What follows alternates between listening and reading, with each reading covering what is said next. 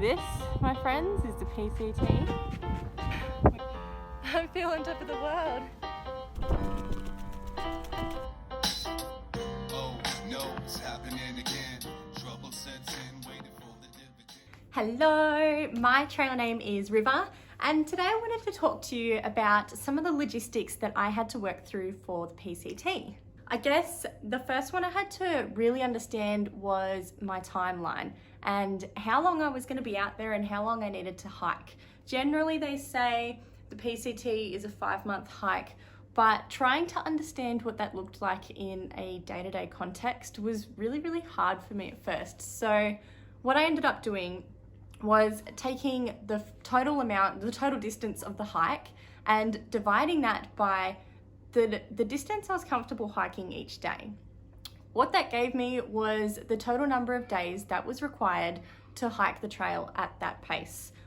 What that really forced me to do was understand how big the days out there was going to be. It's not a walk in the park, and I definitely started off with shorter days. I started with 11 miles or 17 kilometers on the first day, and I ended up finishing with like 30-mile days, which is 50 kilometers, which was just massive. And I never ever expected that I'd be able to do days that big.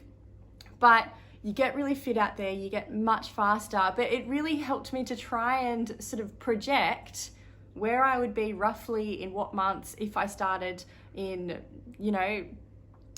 March instead of April, and the difference that makes further up the hike as well. So really getting to know my timeline and understanding how long I'm going to be out there and how big the trip was going to be was a really important step. You're never going to be able to plan out and stick to that plan exactly. There are so many variables out there, and you might change direction, or there's people you meet, there's weather you encounter, there's so many reasons that the plan doesn't go ahead.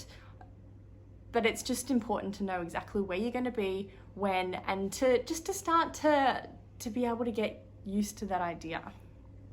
So with my resupply strategy, I was coming from overseas, coming from Australia, so it didn't really make sense to be posting things. There was no shipping options. Getting food into another country is a nightmare in itself. So I pretty much just didn't even look into the make your own, dehydrate your own, ship your own resupplies. And what I found is that pretty much all the towns along the PCT were easy enough to shop from. I think it's pretty exciting to be able to cook your own food and dehydrate it, and it really starts to set the scene and make the reality of the hike start to sink in. And I was quite disappointed being on the Facebook pages and seeing that everyone else was getting to do that, and it was a big piece of preparation that I was missing out on. But I ended up just relying on the supermarket, shopping and petrol stations and even hiker boxes. Things like that worked really well. Hiker boxes, what are they? Hiker boxes are generally a communal box that's put in a common place for hikers. Generally, it might be in an information centre. It'll always be at hostels. It'll be at trail angels places. Sometimes a post office. Places that hikers very regularly frequent.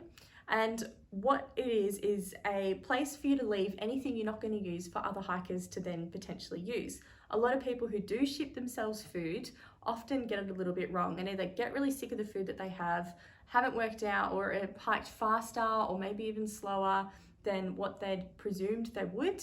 And so they end up with all this extra food, because if they complete a leg in 4 days instead of 5, but they've sent themselves 5 days worth of food, there's a whole day there that they don't want to carry for the rest of the trip. So that's the kind of stuff that ends up in hiker boxes. What that means is that people like me who haven't shipped myself any food can go through these hiker boxes first and take everything that is suitable, and then when we do our grocery shopping, we don't need to get as much. So it's a little bit cheaper, it mixes it up. Often it is home cooked meals, so they're generally pretty enjoyable, and there's always a few mystery powders in there as well, so that's a little bit of fun for you. And I guess along with resupply boxes, hikers really often send themselves bounce boxes. So again, this isn't something I'm worried about doing. I wanted to keep this as simple as possible. I wanted to reduce the number of days that I would potentially be stuck in a town. Say post offices aren't open on weekends, for example. So if I had boxes and I was arriving on a Saturday, I'd be waiting around until Monday for it to open. So I didn't opt for a bounce box, but a lot of people do. And a bounce box is basically a box that you throw things that you don't want to carry on the trail and you just want to have available to you in towns. So a lot of people might carry razors so they can shave, but you're not going to be doing that while you're out on the trail. Some people throw in there some town clothes, so a chance to actually wear some different clothes or clean clothes while you're doing your washing. They might throw in there maybe like bulk tubes of things that can be refilled, so bigger things of toothpaste, for example, and you can refill smaller ones. It all adds up, so I think something like that is potentially worth it if you had other things you wanted to put into a bounce box. Sometimes it's something as simple as shampoo and conditioner. That was something that I would either be having to buy in most towns or rely on things that other hikers had, or I'd just use hand soap that was free in the basin, or borrow it from someone else. So it's always nice to have little luxuries like that, and bounce boxes definitely make that an available option if you were into the little luxuries in towns and things that you can potentially put in there. I will say on the subject of sending yourself things in advance, I don't think it's very often talked about, but your feet will grow on a through hike. Most people experience it. I actually went up 2 shoe sizes while I hiked, and I walked through 5 pairs of shoes. So every time I ended up ordering a new pair of shoes, I just had to keep going up half a size, half a size, half a size. And it's really, really common out there. Your feet do get pretty swollen. You're not treating them very well. You're hiking all day long with a heavy backpack. And just they start to sort of flatten out. I always compare it to if you lift lots of weights, your arms get bigger. If you walk lots, it turns out your feet get bigger. So don't take advantage of those sales. Don't sort of stack up 5 pairs of shoes and leave it at home with your family and just tell them when to send the next box, because most chances are those shoes aren't going to fit you anymore. And you might even realize once you're out there that they're not the right shoes for you to be hiking in. Most people don't wear boots these days either, and trail runners is the most popular thing. It is, I guess, it's a bit of a weight thing in that it is a little bit kinder on your knees if you're keeping your feet as light as you can. But it's also, I think boots have their place and certainly have the potential to make anything in the snow a lot more comfortable. But we do generally carry the gear that's aimed at the majority of what we're doing, and walking through the snow is the minority of what we're doing. So we just kind of tough it out and go through there with trail runners. But I guess the beauty of trail runners is they are breathable, and when you're going to be wearing shoes for the best part of the day, every single day, there's not many opportunities for your feet to dry out. So if boots end up getting wet, and by the end you'll just be not bothering taking shoes off for river crossings and you just deal with having wet feet, trail runners will dry out, boots take a lot longer. So there's quite a few benefits, but you do need to make sure you are replacing your shoes pretty regularly and making sure you're having inner soles and arch support, because you need to give your feet the best chance. And if I could go back in time and change one thing on my hike, that would be starting with proper arch support and regularly changing the inner soles that I was wearing to make sure that I ended up getting plantar fasciitis out there, which is tendon damage in your feet. It's pretty common for hikers, but there's a lot more that I could have done to prevent it. And generally you don't realize until it's too late. Okay. Maps. What are you going to do about maps? Have a good think about this. Everyone always suggests to carry at least 2 backups for your maps. There's a lot of die-hard old school paper maps and compass type of people in there. And again, that's kind of something you can throw into a bounce box, is all the additional maps for up the trail. I started out like this. I have grown up using maps in all of my hiking back home and everything previous to the trail. So that seemed like a really normal thing for me. And it wasn't until I got out there and started actually using Gut Hooks, which is a maps app, and it's a GPS enabled app. And there's a few different ones out there. I use Guthook, so that's what I talk about. I obviously loved the app. And it wasn't till I was out there that I realized that the app is convenient because it tells you exactly where you are on the GPS. It tells you how far you are to the water ahead or the tent sites ahead or the town ahead. So you can then, again, figure out, you know, if say town is 200 kilometers away, you can divide that by your average mileage each day and figure out how far away and how many days you are out from town, how much food you need to buy to shop as well.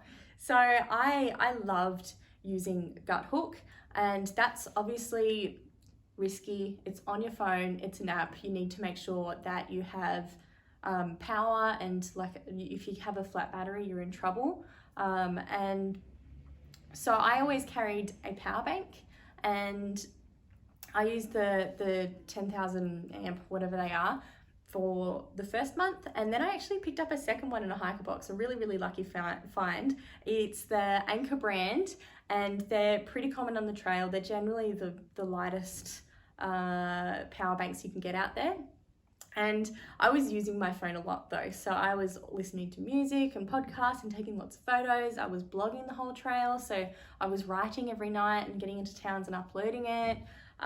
So I had a lot of uses, and then obviously using it as a GPS and map. So I did carry my backup paper maps for a few weeks, and then I realized that I hadn't even pulled them out of my bag. I wasn't really using them. So even though it's risky, I did get rid of them along with the compass, and I stuck to just my phone, which yes, I'd be in trouble if it ended up getting wet or dying or breaking or anything like that. But I also carried a PLB, or a Garmin InReach, which is a personal location beacon, and I couldn't recommend it higher enough, really.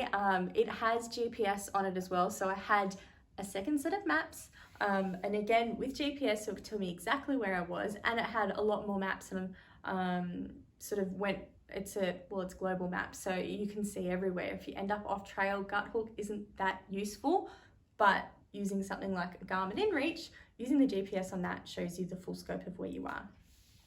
The other benefits of having the Garmin InReach is it was a two-way satellite text as well. I made a point of telling my friends and family that I didn't want to be contacted unless it was an emergency, and they were really good about it and didn't contact me at all, really. They, not on the InReach. Generally, all we did was everyone would just send me a Facebook message, and whenever I get into towns every few days, I'd be able to catch up with everyone and reply and all that, and it worked out to be a really good system. But it was good to be able to be in contact with, say, my auntie was meeting me at the end, and my plan kept changing while I was out there on the trail as far as which day I was going to finish, and so I could actually be in contact with her and say, hey, I'm actually finishing a day earlier or a day later now. And it meant that I had a welcome home party. So that was really nice. And I just think it's really important that hikers take this seriously and understand that you're going to the backcountry, and accidents are never planned, but if they do happen, you need to be able to get help. You need to be able to either help yourself or help your friends, or help your family be able to find you if you have gone missing. I actually also used my Garmin InReach as a tracker, and every night I would track my location on a map. And it wasn't really like, it was peace of mind for my family, but I told them not to worry if it went a few days. I've obviously either forgotten or too tired. But it was also just quite rewarding for everyone back home to be able to keep track of where I'm up to. They could support me that way as well. It's just another way of getting everyone on board and involved. And I got the satisfaction of watching my dot move up the map. So that was so rewarding, and I would do that again. I've done it for every hike since. One that's kind of a tricky one is have a think about your transport and how you're going to get to the trailhead. So out on the trail, there are a lot of people called trail angels, and that is just humans who are kind and want to be able to volunteer their time or help someone out. And it's acts of kindness. And often they'll do things like welcome you into their home, let you stay the night, feed you, do your washing. They leave things like trail magic, which is sometimes anonymous, sometimes they leave a message. Generally they're not there, but they might just leave an esky full of like cans of soft drink and, you know, junk food and snacks and just little gifts to make a hiker's day. It's just this amazing trail culture that's come together. But Trail Angels often also provide lifts to places. So there's a lot, and it's always changing. The Trail Angels in California that live near the border that kind of make themselves known and available online, and say that especially international or interstate hikers are welcome to come and stay with them, and they can drive them out to the trailhead. But this isn't something that we should rely on, and a lot of people, you know, there's been some Scout and Frodo, for example, are really big, really common, and generally Trail Angels along the trail. There's some really famous ones that have been operating for 20 years now that have just decided to shut their doors and retire from trail angeling because it just becomes their life. The trail is so popular now, they can't deal with the crowds that are coming through. It's just their little house in their little suburb, and it's turned into a mighty or big operation. So do your research, find out who is actually offering lifts throughout the year. For the year that you're hiking, and if there isn't anyone available, there is a bus stop out near Campo. It's a little bit inconvenient, and I don't think it runs on weekends, but plan ahead, do your research. There are other options. Worst case scenario, you can get an Uber out there. A lot of people, actually, a surprising number of hikers actually live in California, so they get friends and family to drop them off and have a little farewell at the terminus as well. But personally, I utilised a Trail Angel that was quite close to San Diego, and I came across her in a Facebook group and just kind of went for it. It was quite nerve-wracking to be able to start off my hike just staying in a stranger's house, and that was an interesting conversation to share with mum and dad as well. But yeah, it's surprisingly common out there, so just keep your wits about you, tell people where you're going, and make sure you plan ahead, because a lot of people leave it to the very last minute and then are panicking and being like, oh, how do I get to the trailhead, and how do I even start this hike in the first place? I've been so focused on sending myself food ahead and, you know, dialing in my gear list and all of that, but it's important to get there to be able to start. So have a little think about it. Okay, so thinking about the other end of the trail, if you're finishing in Canada, it is if you are actually planning on walking into Canada, so the northern terminus is still on US land. It's right on the border, but it's still on the technically the US side, and so you can go up and you can touch the monument and experience it and celebrate. But think about where you're going after the trail as well. So if you're going to stay in the US, that's all good. You can turn around, walk back probably like a day, and exit via Harts Pass. It's kind of annoying, I guess, because you've got to do like, I don't know, I think it's 30 miles. I'd have to look it up again, but it's like a day or two of walking back once you've finished, which I wasn't really that interested in. I was going to finish in Canada, and I have an aunt that lives up there, so she was picking me up. She lives in Vancouver, and so what's required is, again, you need to plan ahead. Because it's not an official trail, it's not an official border crossing, so there's no people there to check passports, but you are required to pre-apply for entry to Canada permit, which is kind of like a visa. And again, understanding your timeline, you need to give them your estimated dates that you plan on coming into their country. And it's very similar to applying for a visa, in that you send them through photocopies of your passport, and you know, you send it off to their embassy, and a few weeks later they send you back a certificate or a signed form saying, yes, we acknowledge that you plan on entering our country on these dates. Something to note for if you are from the US is you won't be allowed entry if you have any criminal conviction to your name. I was really surprised by how strict this was and I knew a lot of Americans with really petty little criminal offences, things like, I don't know, outstanding parking tickets and quite harmless things, but they said no, they weren't allowed to go into Canada, so they had to turn around and go to Harts Pass. So that's something to consider as well. You need to be allowing about 8 weeks for this process. That's 2 months. I actually did all of this before I even hiked. I did it all like 7 months in advance, which was completely acceptable and fine. And it was really nice to know that I didn't have to deal with such a big important task while I was out there with limited access to anything, and just get it done and out of the way and know that I had everything planned before I even left. So definitely, if you plan on getting into Canada, you need to plan ahead if you want to walk across the border. You can also always, again, turn around and go back via Harts Pass and then, you know, get to an official border crossing, but that's a lot of effort when you could just stroll across. And then finally, I'm an Aussie, so because I'm going over for longer than 6 weeks, I needed to get a travel visa for my time over there as well. So for any Aussies that are going across to hike the PCT, I had a really good experience. I went into the embassy in Sydney. It was about a 15-minute experience. I just answered a few questions about my financial status and my intentions. I had really well researched the PCT and, you know, everything I planned on doing. So I was quite confident in answering, you know, where the trail started, where the trail finished, how long I expected to be hiking out there for, how long, like the distance of the trail as well. And I'm sure it's growing in popularity. So they probably get hikers applying semi-regularly. I don't think I was the first. They didn't really bat an eyelid when I said I was walking to Mexico to Canada. So that says to me that they're somewhat aware, at least, of the trail and Aussies going across to hike it. So it was, I can't remember how much it cost. I think it was a few $100s, about $200 to $300. And I went in there and I was going to apply for a 1-year visa, and I was standing there and the lady literally said, she's like, ma'am, you know, it'd cost you $20 extra if you wanted to get a 5-year visa. So I was like, okay, I'll do that.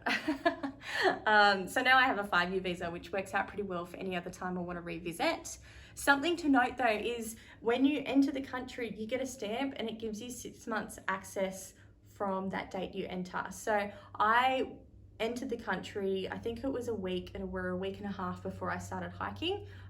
So by the time I finished the trail, I only had 2 days left in my visa, and like I was racing, I was running to do that in time. I had other reasons. I've got a twin sister and she was pregnant and her baby was due just a few days after my visa expired. So I was like racing home anyway. But that's something to consider. Either it also is easy enough if your visa expires, all you need to do is cross a border and cross back in, and you get another 6 months extension. So even if you just head up into Canada and back down again, catch a flight somewhere, anywhere, close by, far away if you want, but it's manageable, and it certainly is possible to get another 6 months after, you know, it might cost you a day or two in time and, you know, traveling to an airport and then flying out and coming back in.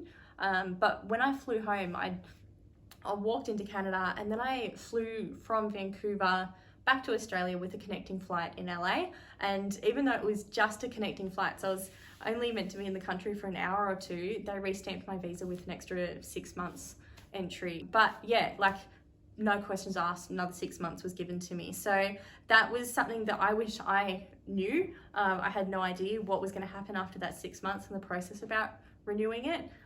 So hopefully that helps some Aussies out there that might be wondering about the process for that as well.